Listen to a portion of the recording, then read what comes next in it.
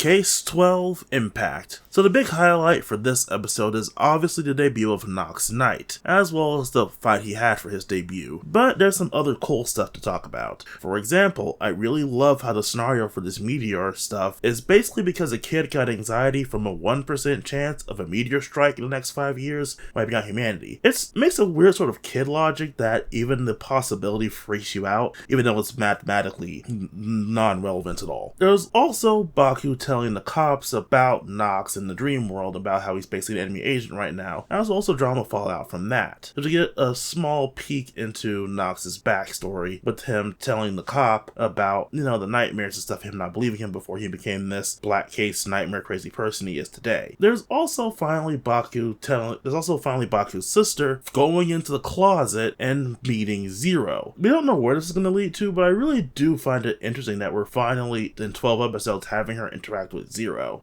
It honestly feels a little fast. Certain series would draw this out to the very end. But as I stated earlier, the star of the episode is obviously Nox. There's him dropping some stuff about code, as well as revealing that it does exist in the real world, which should have been kind of obvious, as well as, destroying a capsule and releasing a nightmare in the form of a shadow Zeztz, and getting us to fight this week because Zeztz and Knight aren't fighting against each other this week. As well as this hints to the sinister origins of the capsule's power. And speaking of the fight with Nox Knight, it really shows off that he has almost complete control over the dream world, making this a really cool display for the dream logic stuff in the series. While I do enjoy the Nox glazing, because debuts are basically glaze episodes, I am really curious about the tidbits of information that got dropped across the episode, such as how Nox finding a nightmare in his dreams led to him leading here, as well as, the dropped hints about code and where that could lead to. I'm also curious to if Baku's sister now knows about the nightmares and the whole stuff. Will the cops still have to sneak through the window every night? Either way, fun stuff is happening, and I'm looking forward to next week's episode.